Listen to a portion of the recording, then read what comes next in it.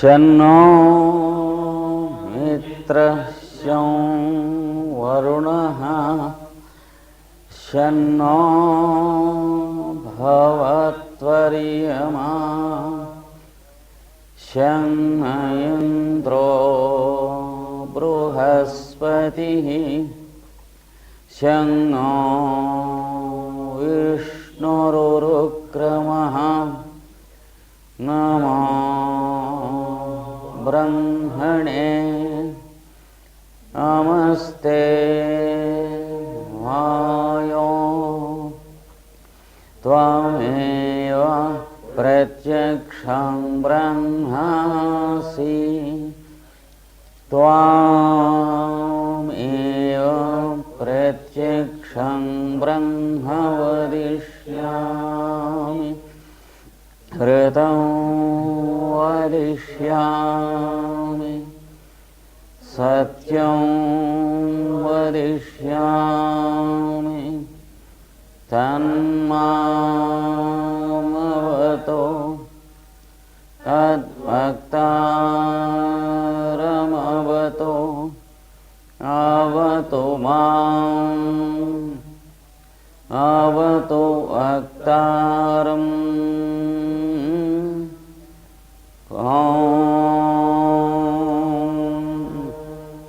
Shanti Shanti Shanti.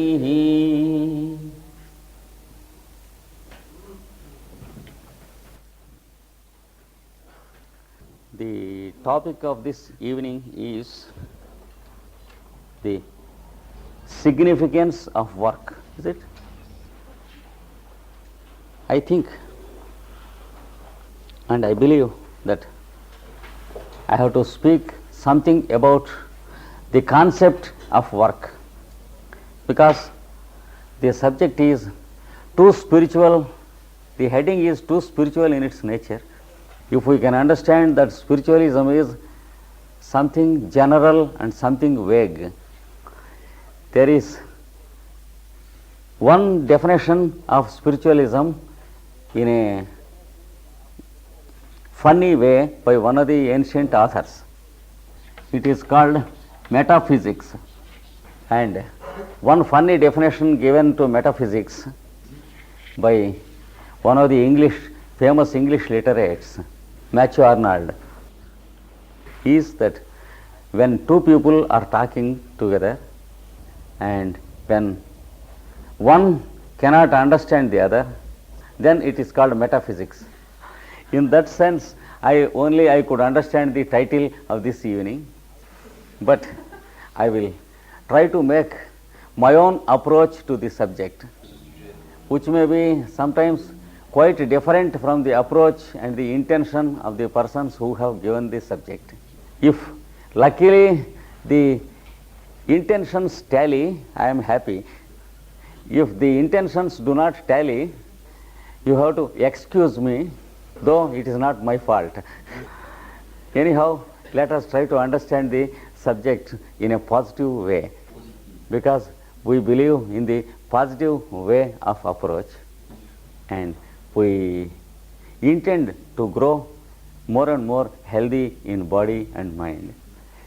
The word work is used in many contexts. In dynamics, it is used in one context. For example, if we learn the subject mechanics in a laboratory, the definition of power is work done. But here we have a metaphysical or a spiritual concept of work which we are expected to deal today. Every one of us do some work as the routine of the day, whether male or female, old or young. Even the little child in the cradle has its own work done by moving the hands and crying.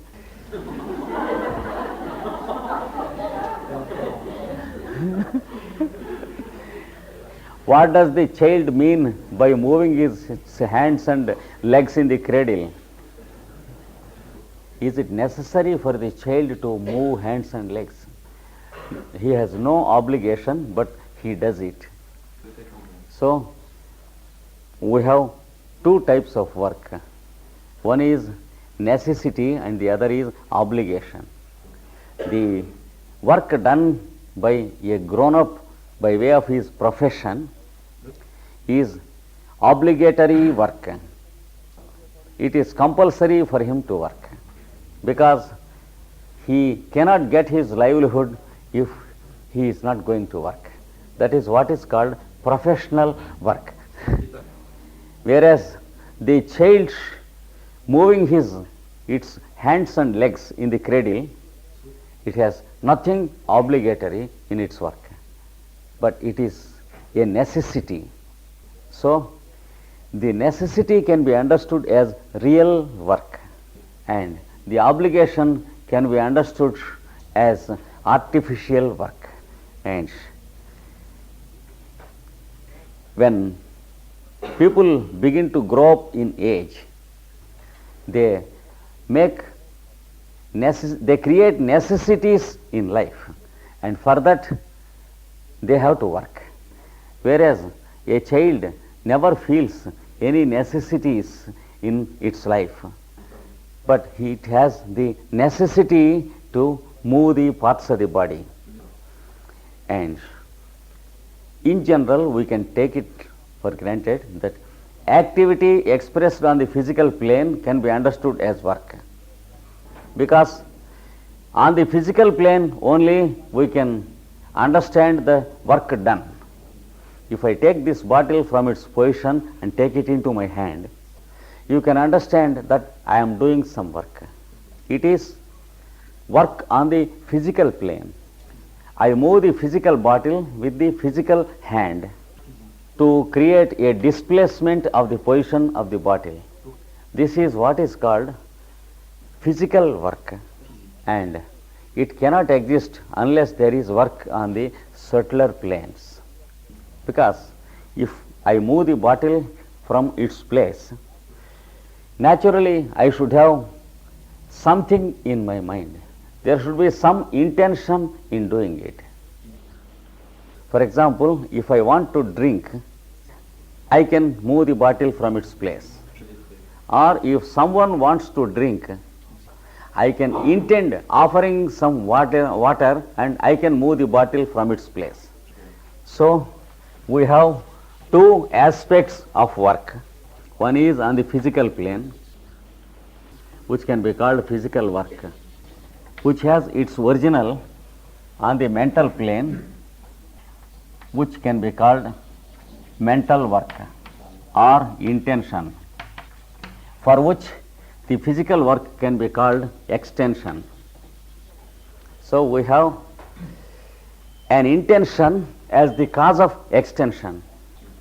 For every piece of work on the physical plane, there is an original counterpart on the mental plane, without which there is no work on the human plane or biological plane. And in between, the human fellow has a third dimension also.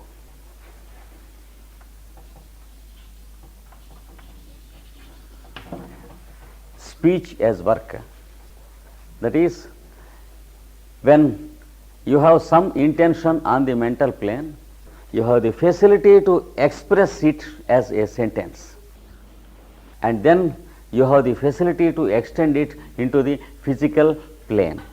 These three things are called in the spiritual science normally by the three words: thought, word and deed.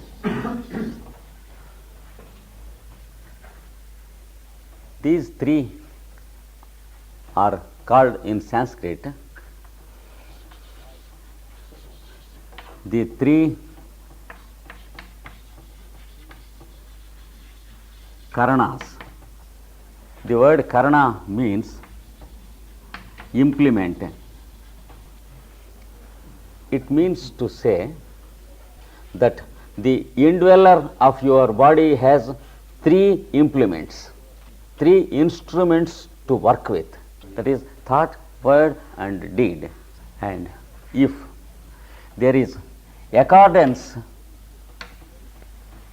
between any two or among the three, it is called the focus of the three instruments.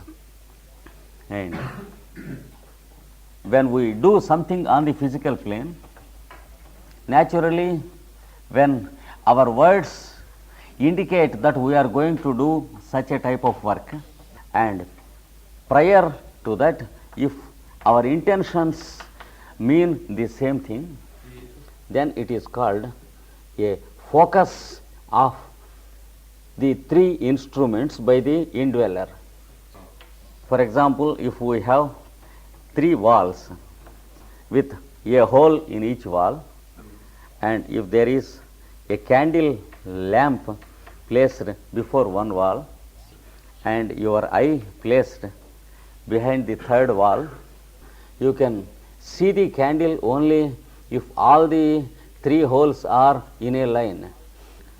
Similarly, if there is a focus of the three implements in your life, you can have a smooth way of running of your life, and you can mean what you speak, and you can speak what you mean. But when these three implements are not properly focused, when we are not trained by our elders how to focus them, then we speak one thing and we do another thing. Then the other person will be in confusion. If I promise you I will be at your house by 10 tomorrow morning, that is the use of word, and you will understand that my thought is also like that. But suppose when I speak to you that I will be in your house by 10 tomorrow, suppose my thought is otherwise. I know that I am going to leave the station tomorrow by 9, but still if I promise you that I will be at your house by 10, you may think that my thought is focused with my word, but I know that my thought is not focused with my word. Then what happens? You will be deceived and you will be disappointed. You will wait for me at your house up to 10:30, and then you will understand that there was some difficulty for me to come to your house. If I repeat the experiment a second time and a third time also, then only you will understand that my word is not in focus with my thought. Then there is a special technical term used for this process.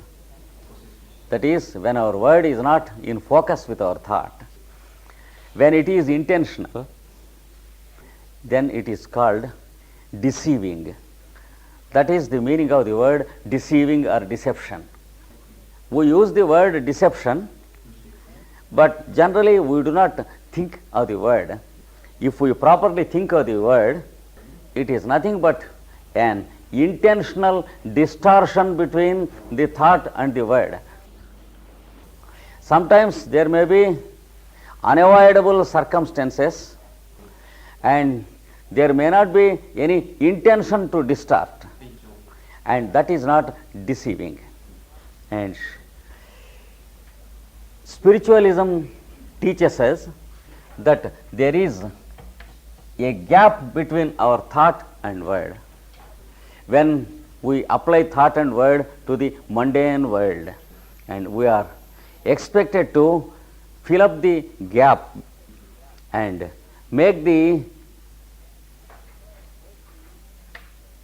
prepare the two implements for fitness. That is, we should train ourselves to have a precise way of using these two things. Because what happens when I deceive you. Generally, I believe that you are the loser. But the fact is, the person who deceives is the loser. This is what spiritualism teaches us. If I deceive you twice or thrice, then you will understand me properly and you will place me in your mind in the proper position.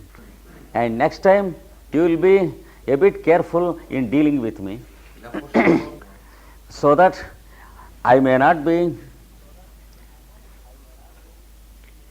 appointed to do something useful. And if I deceive 10 or 15 people in my own town or city, I have 10 or 15 people who understood me and they keep me at a distance from them. And they are very careful in their dealings with me. It is me, not the others. So, spiritualism teaches us that we should keep within focus the thought and word, and also word and deed. It requires certain amount of self-training and self-discipline to keep the three within focus. And then when the three parts of a machine are properly set, then the machine begins to work properly. We know people who have achieved great things which the common man could not achieve. Whom we call the common man is nothing but the majority of people among ourselves. If we take about 80 or 90% of the humanity, we generally use the word common man. And if someone achieves some great thing which is of a rare nature, we will understand that he has achieved which the common man could not achieve. If a philosopher has produced a new dimension of thought to the world, for example, Immanuel Kant or Will Durant, or a great man like Rudolf Steiner has projected a dimension of thought and work into the modern world, you can very easily understand that 80 or 90% of the human beings could not do it, and we call it achievement. Sometimes we call it rare achievement. And in what way these great people differ from the common man? In what way they differ from the rest of the 90%? We eat and drink, and they too eat and drink. We have a body and mind, and they too have a body and mind. We slept, and they also slept. In all these common things, there is much in common between those great people and ourselves. But there is something uncommon or special in them which is not there in others. What is it? The only difference is this. Suppose a machine is disassembled and all the parts are placed separately. Suppose you place this instrument here with all its parts separated from each other. You will open this watch and make all the wheels separate and place it here, and then allow me into this hall and ask me to use the hall with all the instruments assembled. You ask me, you assemble your own watch in a proper way and you can use it. You can assemble the machine and you can use the bulbs and fit them there in all the places, and you can assemble the pieces of wood into tables and chairs, and then you can use it for a conference. 90% of the people cannot do it, because I do not know carpentry. I cannot assemble the table or the chair. I do not know how to assemble this instrument, and I do not know how to assemble a watch of its parts. That is, to synthesize the many parts into one instrument. The result is, we cannot use the instruments. But if there is a person who knows the mechanism, how to fit these things in a correct manner, he has the benefit of using all these. That is the difference between those great people and the rest of the 90%. Just as there are people who can assemble a watch, there are people who can assemble the three parts of their machine, and the rest of the humanity, though they have the three parts in every one of them, they use them loosely. They eat, drink, and they enjoy and die without knowing how to make a fittings of the instrument. That's the reason why 90% of the people cannot be philosophers.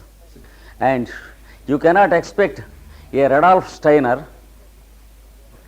or a Rabindranath Tagore or Sri Aurobindo or Albert Einstein from among the 90%.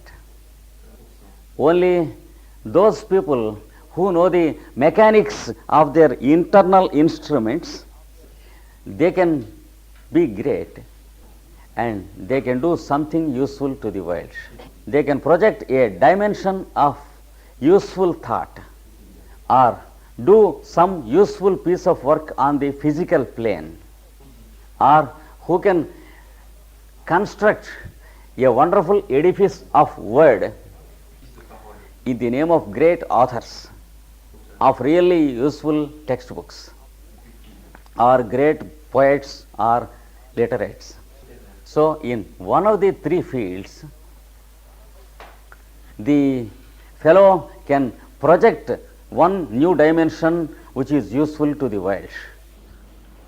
This he can do only when he knows the precision of the three parts of his instrument. That is, very few are those who know the value of these three parts of the instrument. We use words and sentences and topics in discussion, but many of us speak only for the sake of formality. We go on discussing many things only to kill time, whereas there are people who speak only for the usefulness of speaking. This makes a proper assemblage of the human instrument. And what happens when an electromagnet is properly assembled? Automatically there is magnetism and electricity manifested through the instrument. Previously it was not there in the parts of the instrument, but when once the assemblage is made, automatically there is the manifestation of energy, and wherefrom it has come. It has come from what is called the arrangement of things. It is what we call the assembling of a machine. Every part of the motor car is equally important, but it cannot move or make the motor car move. It can be called engine only when the assemblage is complete, and then it manifests what is called work. Wherefrom it has come into the instrument. It was not there in the different parts of the instrument, but it is the manner in which you assemble the parts that makes the machine. Because if someone assembles it in a wrong way, there is no working of the engine. It should be assembled only in a particular way, and then automatically there is the action. Let it be applied to ourselves. There is already some action going on in the name of our respiration, heartbeat and circulation, and in the name of alimentation, that is food and drink, and there is only one part left for us. All the other parts are already assembled by the time we are born into this world. The only one part left to us is thought, word and deed. And if we care to assemble that much of the instrument, that is very, very little part is left for us to do, then the proper assemblage of the instrument is complete. and then the purpose of the instrument is fulfilled, and the whole life becomes meaningful, and then we call such people accomplished souls. We understand their life fulfilled. We say that they have fulfilled the mission of their life. This is the difference between those who make the proper assemblage of the machine and those who do not care to do it. We all of us use language, but we don't understand the power of speech. When properly used, speech induces proper action. Speech stimulates the thought of others. That is, when we use word in a proper way, it automatically stimulates the thought of others, which can stimulate both the word and the action. And you can make others work when you have a properly focused instrument in you. And whenever an instrument is out of focus, life is spent meaninglessly, because there is no significance of proper use of time or word and thought. And such instruments cause wrong action in life, and destructive activity is caused by such instruments. That is, people who live an aimless life, who have no intention in their speech or in their action. They think thoughts for only the pleasure of thinking, and they speak words only for the sake of speaking, and they do action only for the sake of doing. This is what is called routine action. When the three parts of the instrument are not properly assembled, we have what is called routine. We get up in the morning because we wake up. We are not responsible for our waking up because it is an automatic process, and it needs no greatness to wake up from sleep. And after waking up, we may spend an hour or two or three in bed, and we have the impulsion to get up from the bed because we are hungry. We have to break our fast in the morning. Then hunger makes us get up from bed. We eat because we are hungry. We drink because we are thirsty. And after that, we eat and drink even though we are not hungry and thirsty, simply because our food and drink are tasty. And we get up and dress and go into the world. There are people who do not know why they go out, and they go out for a few hours and they come home, and they do not know why they go and why they come. This is the state of affairs when the three parts of the machine are not properly assembled. The result is aimless life. No intentions, no extensions, no impulsion. Everything is done through compulsion. This is what is called bondage, because we are bound by the appetites, that is food, drink and sex, sleep and awakening. These are routine automatic things which do not require our greatness, our initiative. There is something else beyond this bondage into which we are expected to wake up by nature and break the routine and enter into a work which is meaningful. So there is two types of work in our life. One is routine work, and as long as we are doing the routine work, We are in bondage because we are imprisoned by our own appetites and animal instincts.